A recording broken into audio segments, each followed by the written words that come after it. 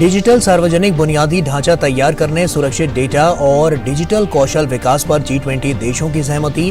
बेंगलुरु में जारी हुआ आउटकम डॉक्यूमेंट। ब्राजील को सौंपी गई G20 डिजिटल मंत्री स्तरीय बैठक की अध्यक्षता।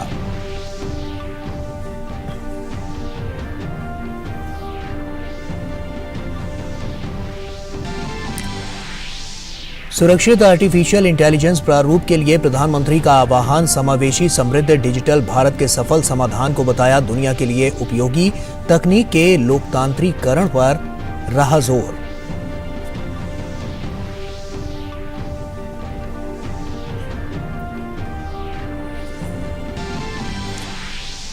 गांधीनगर में G20 देशों ने संयुक्त वित्त स्वास्थ्य कार्य बल पर जताई प्रतिबद्धता। आउटकम दस्तावेज में दिखी भारत की झलक। स्वास्थ्य आपातकाल दवा व जांच किट की उपलब्धता को मिली जगह। डिजिटल स्वास्थ्य पर वैश्विक पहल लॉन्च।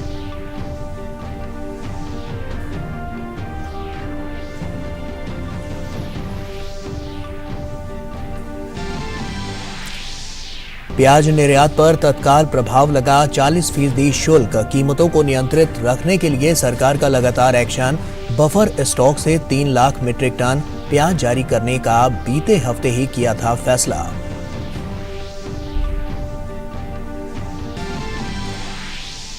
केरल की खराब होती वित्तीय स्थिति को लेकर विपक्षी कांग्रेस हुई हमलावर। फिजूल खर्ची सहित उचित कदम नहीं उठाने पर मुख्यमंत्री पिनराई विजयन को ठहराया जिम्मेदार।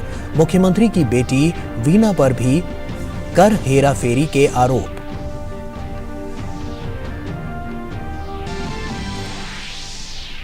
बिहार अररिया में पत्रकार विमल हत्याकांड के 4 आरोपितों को पुलिस ने किया गिरफ्तार।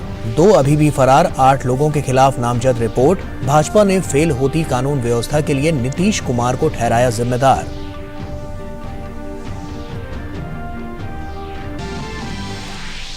और भारत में होने वाले वनडे विश्व कप के लिए आईसीसी ने शुभंकर को किया जारी। युवा पीढ़ी को ध्यान में रखकर तैयार किया गया मस्कट। 5 अक्टूबर से होगी क्रिकेट विश्व कप 2023 की शुरुआत।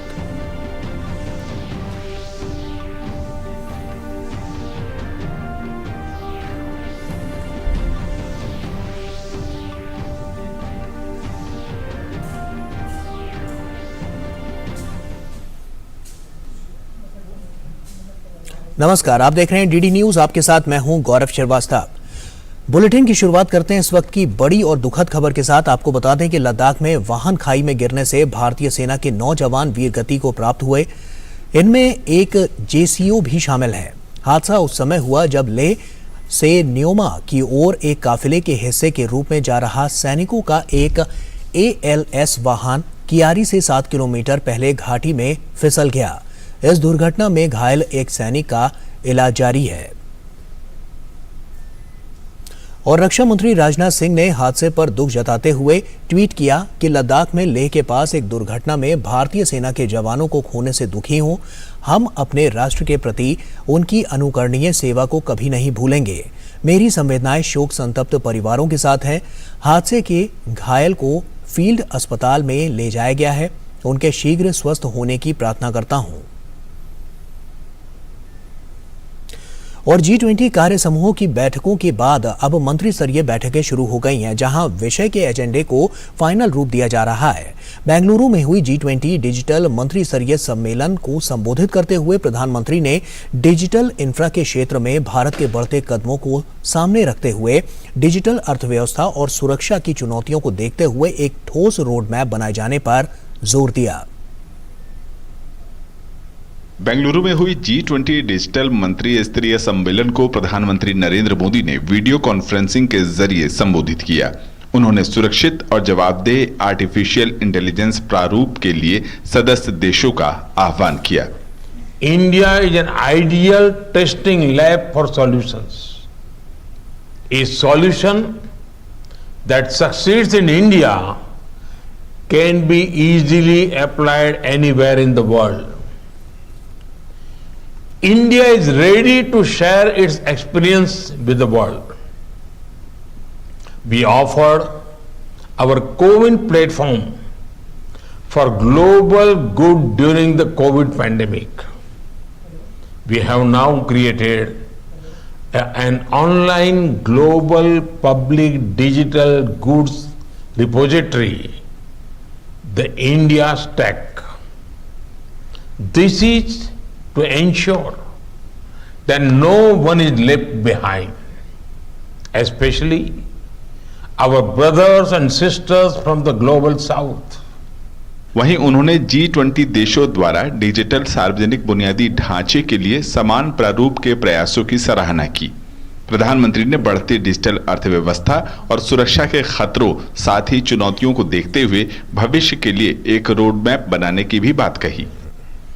Progress on common framework for digital public infrastructure will help create a transparent, accountable, and fair digital ecosystem for all. As the digital economy spreads globally, it will face security threats and challenges.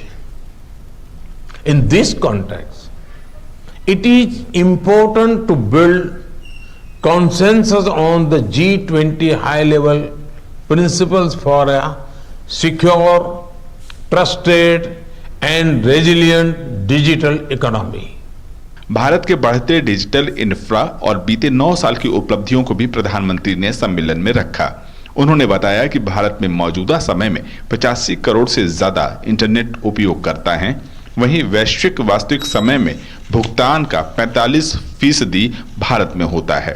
प्रधानमंत्री ने कहा कि भारत का digital public infrastructure वैश्विक चुनौतियों के लिए scalable, सुरक्षित और समावेशी समाधान प्रदान करता है।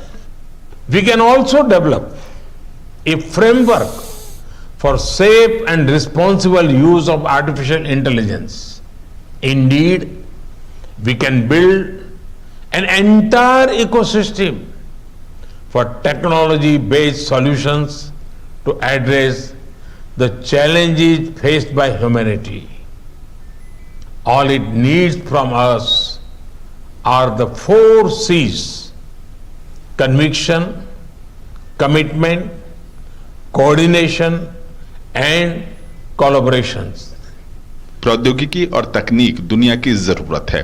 ऐसे में तकनीक तक सबकी पहुंच हो, वो लोकतांत्रिक हो, साथ ही निष्पक्षता, पारदर्शिता और जवाबदेही जैसे मूल्यों को बढ़ावा देने वाली हो। Bureau report, DD news.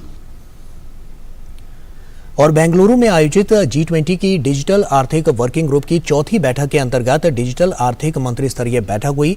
बैठक के बाद डीडी न्यूज ने केंद्रीय संचार, इलेक्ट्रॉनिक्स और सूचना तथा प्रौद्योगिकी मंत्री अश्विनी वैष्णव से खास बातचीत की। उन्होंने बताया कि G20 देशों ने भारत के डिजिटल सार्वजनिक इंफ्रा की सराहना की और भारत की अध्यक्षता में सुरक्षित डेटा सहित कई क्षेत्रों में सहमति बनी। बैंगलोर में डिजिटल इकोनॉमी मिनिस्ट्रियल की बैठक खत्म हुई और इस बैठक में प्रधानमंत्री नरेंद्र मोदी का संबोधन जो था वो साफ संदेश दिया कि कैसे पूरे विश्व में जो डीपीआई स्ट्रक्चर्स है उसको घटित करना है और उसे स्ट्रेंथन किया जाए। मेरे साथ जो है अश्विनी वैष्णव जी हैं। सर, ये बताइए कि ये जो बैठक है काफी चर्चा हुई, वर्किंग ग्रुप की बैठक हुई और आज प्रधानमंत्री नरेंद्र मोदी ने ये फोकस एरियाज पर जो एक केंद्रित भाषण दिया, जो संबोधन दिया, उससे क्या निचोड़ निकला है, इससे क्या निकल आया है, आउटकम क्या रहा? G20 में भारत की प्रेसिडेंसी के टाइम में डिजिटल इकोनॉमी के मिनिस्टर्स की इस मीटिंग में बहुत ही महत्वपूर्ण फैसला हुआ है। ये फैसला है डिजिटल पब्लिक इंफ्रास्ट्रक्चर को सारी दुनिया ने स्वीकार किया है। G20 देशों ने स्वीकार किया है। आउटकम डॉक्यूमेंट में इसका क्लियर एक कंसेंसस बना है। जिस तरह से माननीय प्रधानमंत्री श्री नरेंद्र मोदी जी ने डिजिटल इंडिया के तहत टेक्नोलॉजी को डेमोक्रेटाइज किया है, टेक्नोलॉजी कैसे जन जन तक पहुंचे, टेक्नोलॉजी कैसे गरीब, वंचित हर एक व्यक्ति के पास पहुंचे, केवल बड़े शहरों में सीमित नहीं हो, टेक्नोलॉजी हर गांव गरीब तक पहुंचे, ये उस प्रयास का, ये उस विजन का, ये उस पहल का बहुत बड़ा नतीजा है। और बहुत ही खुशी है कि डीपीआई यानी डिजिटल पब्लिक इंफ्रास्ट्रक्चर अब एक ग्लोबली एक्सेप्टेड फॉर्म बन गया है और इसके ऊपर एक कंसेंसस बना और दुनिया के सभी देशों ने भारत के प्रयासों को मोदी जी के विजन को सराहा। कई ऐसे देश हैं जो भारत के जो डीपीआईज है, जो इंफ्रास्ट्रक्चर है डिजिटल इकोनॉमी का, उसको अपने पास टेम्पलेट की तरह रेप्लिकेट करना चाहते हैं, जो कई लो इकोनॉमी नेशंस हैं। तो इन तमाम नेशंस के लिए भारत कैसे नेतृत्व प्रदान कर सकता है डिजिटल इकोनॉमी में? माननीय प्रधानमंत्री श्री नरेंद्र मोदी जी की लीडरशिप में आज भारत ग्लोबल साउथ की वॉइस बन के उभरा है। भारत में जिस तरह के डिजिटल सॉल्यूशंस निकले हैं, बने हैं, एस्टैब्लिश हुए हैं, वही डिजिटल सॉल्यूशंस आज दुनिया के सभी देशों में रेलेवेंट है। ग्लोबल साउथ में ज़्यादा रेलेवेंट है। बाकी अन्य कई देशों ने भी, जैसे इंडिया के, भारत के पेमेंट सिस्टम को जापान ने भी अडॉप्ट करने की एक पहल की है। तो इस तरीके से प्रधानमंत्री जी के डिजिटल इंडिया की जो विश्व भर में एक्सेप्टेबिलिटी आई है, जो एक्सेप्टेंस आई है, जो सराहना हुई है, वो आज के digital economy ministers meeting G20 की मीटिंग में आउटकम डॉक्यूमेंट में क्लियरली परिलक्षित है। और कुछ हाइलाइट्स जो आप बताना चाहेंगे आउटकम डॉक्यूमेंट के, जो इस बैठक के बाद सामने आए हैं? सभी लोगों ने बहुत अच्छे से सराहा, क्योंकि बहुत सारे मिनिस्टर्स ने बाहर जाके जो डिजिटल पब्लिक इंफ्रास्ट्रक्चर के बहुत सारे एलिमेंट्स हैं उसको एक्चुअली एक्सपीरियंस किया, और कई लोगों ने उस एक्सपीरियंस को अपने इंटरवेंशन के दौरान बयान भी किया। एक मिनिस्टर साहब ने तो एक्चुअली QR कोड और जो कार्ड है वो दिखाया भी कि देखो किस तरह से इतना सरल है भारत में कोई भी पेमेंट करना। और जो उनके रिलेटेड भारत में उनकी एम्बेसीज के रहने वाले, वो सब उन्होंने जो अपना एक्सपीरियंस शेयर किया, वो भी सभी मिनिस्टर्स ने फॉर्मल इनफॉर्मल तरीके से शेयर किया। जो यूपीआई की जो बात कही जा रही थी, तमाम G20 नेशंस में रिजर्व बैंक के जरिए भी एक प्रयास शुरू हुआ था, ये कितने हद तक ये कामयाब रहा है? बहुत अच्छी प्रोग्रेस हुई है। कई देश इसी स्ट्रक्चर को अपनाना चाहते हैं और कई देश डायरेक्टली, देखिए यूपीआई एक ओपन, इंटरऑपरेबल, एक सेफ और सिक्योर मेथड है, तो कोई भी देश अपनी करेंसी के लिए इस सिस्टम को अपना सकता है। और आपको जानकर ये भी खुशी होगी, जापान में यूपीआई को पैटेंट मिला है। तो प्रधानमंत्री जी की जो पहल है टेक्नोलॉजी को डेमोक्रेटाइज करने की और एक ऐसा यूनिक नया तरीका क्रिएट करने का जिसमें पब्लिक प्राइवेट पार्टनरशिप में टेक्नोलॉजी डेवलप हो, उसकी आज सब जगह चर्चा है। और वहीं गांधीनगर में G20 स्वास्थ्य मंत्रियों की 3 दिवसीय बैठक एक परिणाम दस्तावेज को अपनाने के साथ संपन्न हुई। G20 के सभी देशों द्वारा भारत के डिजिटल हेल्थ मॉडल को सराहा गया। बैठक में डिजिटल स्वास्थ्य पर वैश्विक पहल भी लॉन्च की गई। गांधीनगर में G20 स्वास्थ्य मंत्रियों की 3 दिवसीय बैठक शनिवार को संपन्न हो गई। बैठक के दौरान भारत के डिजिटल हेल्थ मॉडल की विशेष रूप से सराहना हुई। बैठक के आउटकम दस्तावेज में ई-संजीवनी, आयुष्मान भारत के साथ साथ आभा और कोविन को भी उदाहरण के रूप में पेश किया गया। इसमें दुनिया को भी भारत जैसे डिजिटल हेल्थ प्लेटफॉर्म अपनाने का सुझाव दिया गया है। कोई सामान्य व्यक्ति, गरीब व्यक्ति 5-6 हजार के पॉपुलेशन पर एक हेल्थ एंड वेलनेस सेंटर होता है, वहां पर वो आ जाते हैं और आवश्यकता होती है तो हेल्थ एंड वेलनेस सेंटर के डॉक्टर या तो कम्युनिटी हेल्थ ऑफिसर ई संजीवनी प्लेटफॉर्म का उपयोग करके डिस्ट्रिक्ट हॉस्पिटल के साथ जुड़ जाते हैं। डिस्ट्रिक्ट हॉस्पिटल के स्पेशलिस्ट डॉक्टर डिस्ट्रिक्ट प्लेस पर बैठ के उसको एडवाइस कर देते हैं। आवश्यकता होती है तो वो सीधी भी उसके साथ बात करते हैं, डॉक्टर से भी बात करते हैं। एक बहुत बड़ा रिवोल्यूशन है। बैठक के अंतिम दिन विश्व स्वास्थ्य संगठन के महानिदेशक की उपस्थिति में केंद्रीय स्वास्थ्य मंत्री ने डिजिटल हेल्थ पर वैश्विक पहल लॉन्च की। ये पहल डिजिटल हेल्थ पर वैश्विक रणनीति के कार्यान्वयन हेतु WHO प्रबंधित नेटवर्क और मंच के रूप में काम करेगी। इस अवसर पर विश्व स्वास्थ्य संगठन की डिजिटल हेल्थ संबंधी रिपोर्ट भी जारी की गई। बैठक में शामिल कई देशों के स्वास्थ्य मंत्रियों ने स्वास्थ्य के क्षेत्र में भारत द्वारा किए जा रहे कामों को सराहा। उन्होंने भारत को वैश्विक दक्षिण की आवाज बताते हुए स्वास्थ्य सेवाओं के क्षेत्र में उपलब्धियों को सबके लिए मिसाल बताया। We visited the traditional medicine expo. We also went to the medical technology expo. So very good exposure and very impressed with all the developments here in India. I'm sure all of us are learning a lot. इसके साथ साथ वित्त और स्वास्थ्य मंत्रियों की संयुक्त बैठक का भी आयोजन हुआ, जिसमें वित्त मंत्री निर्मला सीतारमण भी शरीक हुईं। शेरपा ट्रैक के तहत आयोजित G20 स्वास्थ्य कार्य समूह में भारत ने 3 बिंदुओं को प्राथमिकता दी थी। इनमें स्वास्थ्य आपातकाल से बचाव और त्वरित प्रतिक्रिया, दवा क्षेत्र में सहयोग को मजबूत करना, सुरक्षित, प्रभावी और गुणवत्ता युक्त दवाओं की उपलब्धता और सार्वभौमिक स्वास्थ्य के लक्ष्य को हासिल करने के लिए डिजिटल स्वास्थ्य के लिए मौजूदा वैश्विक प्रयासों को एक संस्थागत ढांचे में परिवर्तित करना शामिल हैं। गांधीनगर से नितेंद्र सिंह की रिपोर्ट, डीडी न्यूज। केंद्रीय वित्त और कॉरपोरेट मामलों की मंत्री निर्मला सीतारमण ने आज देश के पहले international financial service centre Gujarat के गांधीनगर में गिफ्ट सिटी का दौरा किया। उन्होंने वहां की कार्यप्रणाली की समीक्षा भी की। और वक्त यहाँ एक छोटे से ब्रेक का है, जल्द लौटते हैं।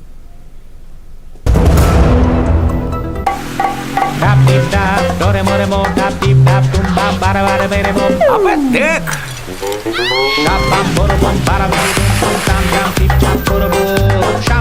you got to be careful.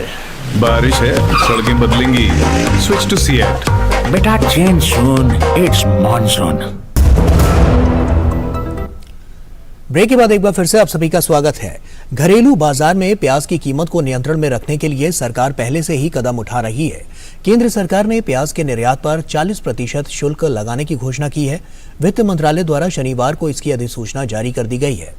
नया निर्यात शुल्क 31 दिसंबर तक लागू रहेगा। विद्या भारती अखिल भारतीय शिक्षा संस्थान के बिहार और झारखंड के दिल्ली एनसीआर में रहने वाले पूर्व छात्रों का सम्मेलन आज नई दिल्ली के गांधी स्मृति एवं दर्शन समिति में हुआ।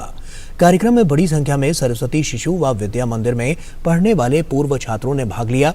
कार्यक्रम में राष्ट्रीय स्वयंसेवक संघ के सह सरकार्यवाह डॉक्टर कृष्ण गोपाल ने पूर्व छात्रों से अपने शिक्षण संस्थान, अपने गांव शहर की तस्वीर बदलने में अपने सामर्थ्य के अनुसार संकल्प लेने का आह्वान किया।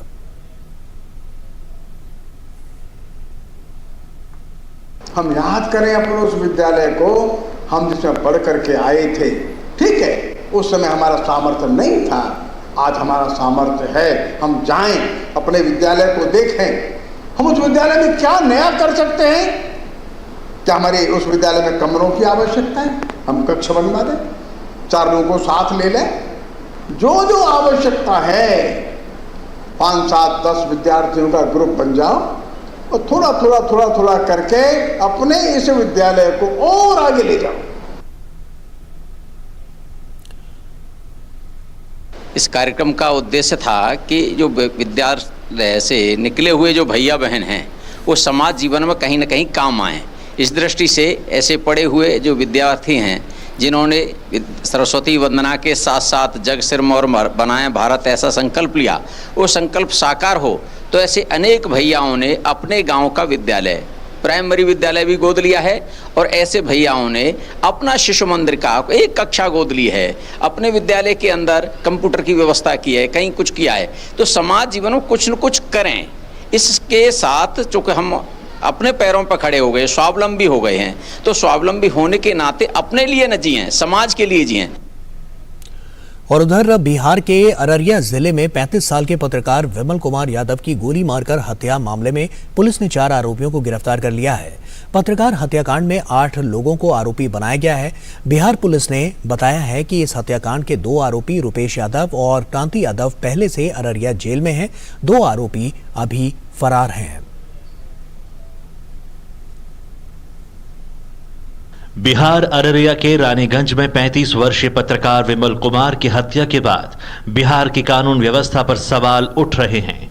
पुलिस के मुताबिक कुल 8 नामजद आरोपित बनाए गए हैं, जिसमें से 4 को पुलिस ने गिरफ्तार कर लिया है, जबकि 2 आरोपी अभी फरार हैं। माना जा रहा है कि हत्या की साजिश सुपौल जेल में बंद रुपेश यादव और अररिया जेल में बंद क्रांति यादव ने रची थी। कुल 8 लोगों को नामजद अभियुक्त बनाया गया है।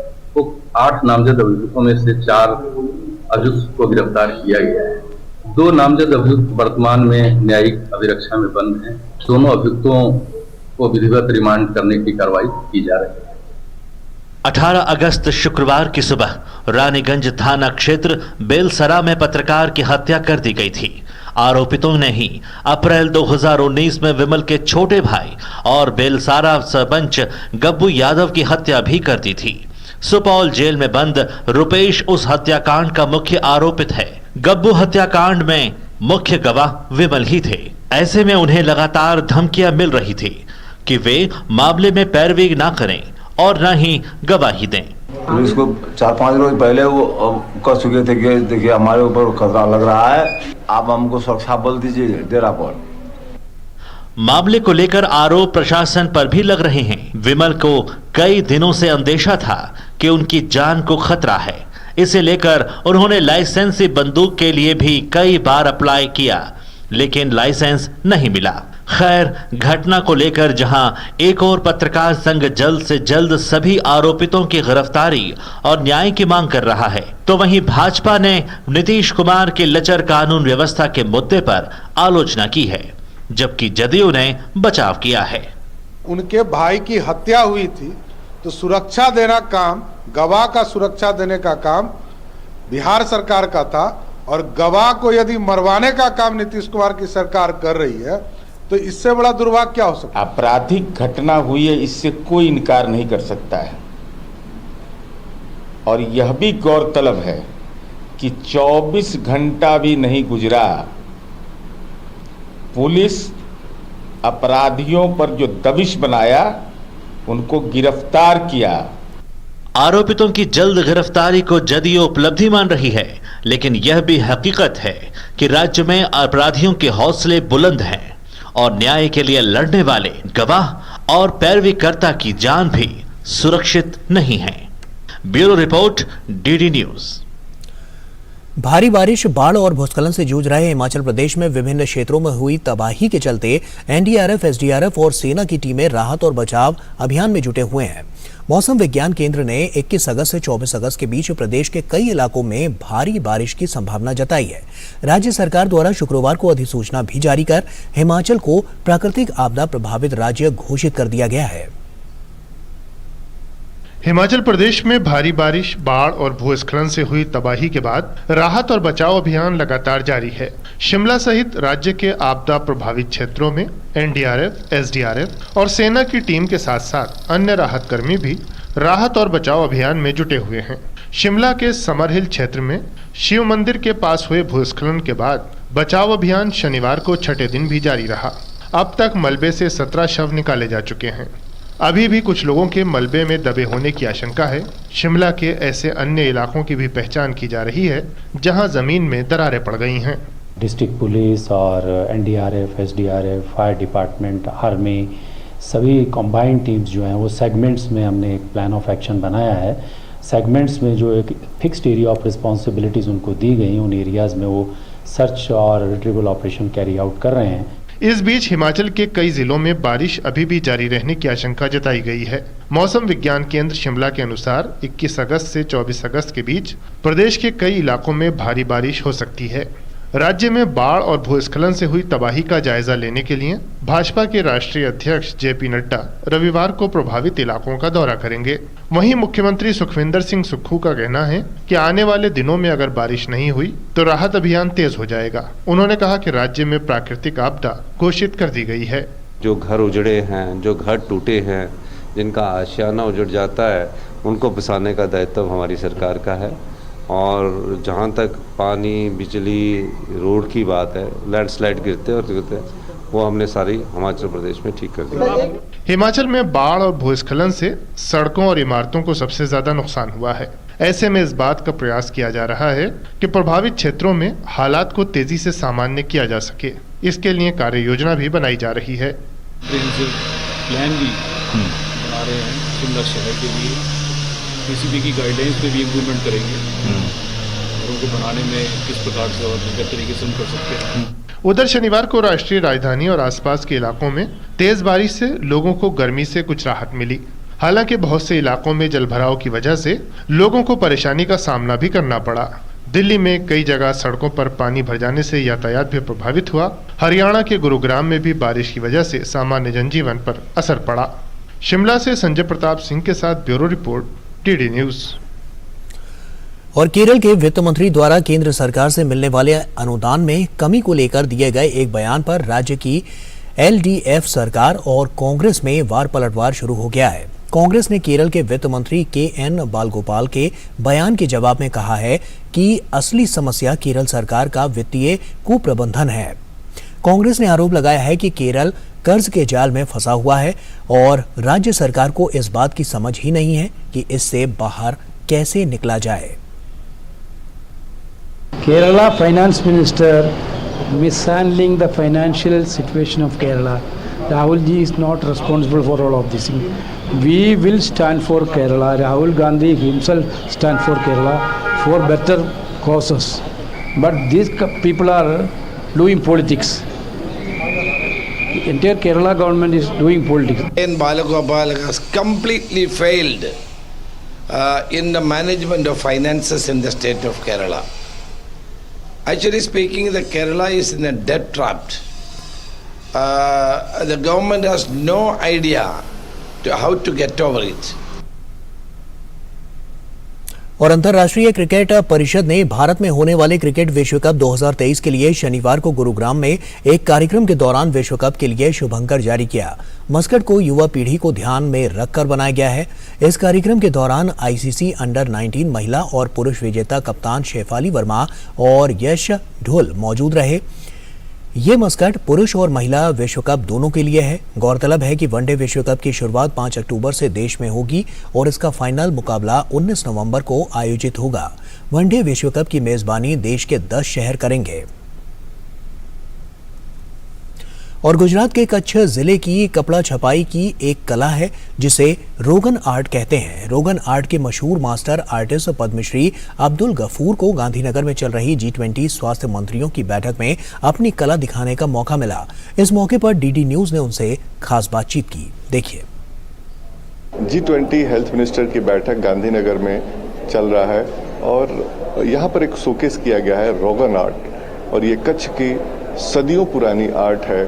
और इस वक्त हमारे साथ हैं पद्मश्री अब्दुल गफूर साहब, जो इस कला के बहुत माहिर हैं। इनको राष्ट्रीय अवार्ड भी मिला हुआ है इनके परिवार को। ये जो आर्ट है इसके बारे में हमें दर्शकों को बताएं कि कितनी पुरानी है और इसका क्या मतलब है जब इस आर्ट को आप बनाते हैं।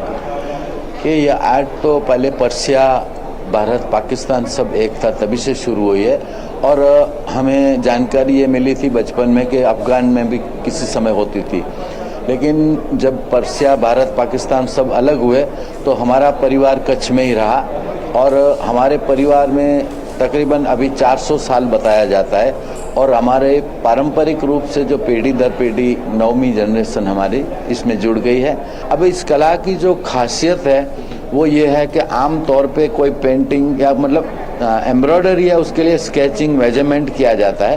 और इस कला में ऐसा है कि कोई भी चित्र बनाना है, कल्प वृक्ष बनाना है, कोई भी चीज़ हो तो पहले कोई इसका स्केच नहीं किया जाता। जो दिलो दिमाग में आया वो सीधा हाथ से वो कपड़े के ऊपर हम करते जाते हैं। मैंने देखा कि बहुत सारे आपने बनाया हुआ यहाँ पे, तो कुछ थीम होता है, थीम बेस्ड होता है या किस तरीके से बनाते हैं? पहले रोगन आर्ट नहीं था, रोगन काम होता था। जो मोटा मोटा काम था वो गांव में कोई महिलाएं या कुछ लोग ऐसे इस्तेमाल करते थे।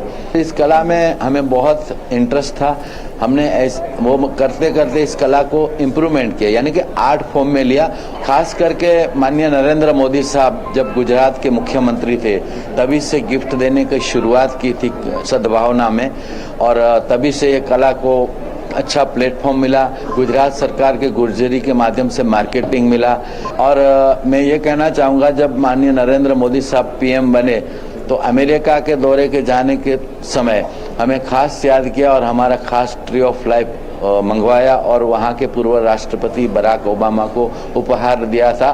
तो ये देखिए कि जो रोगन आर्ट है 400 साल पुराना है और पीढ़ी दर पीढ़ी ये आर्ट वर्तमान समय में जो अभी वर्तमान परिस्थितियों के हिसाब से इसको डिजाइन भी किया जा रहा है। तो निश्चित तौर पे ये G20 में भारत शोकेस कर रहा है, खासतौर पे गुजरात अपनी कला संस्कृति को शोकेस कर रहा है। कैमरामैन कुमार दत्ता के साथ नितिन सिंह, डीडी न्यूज, गांधीनगर। और इसी के साथ फिलहाल इतना ही। दीजिए इजाजत, नमस्कार।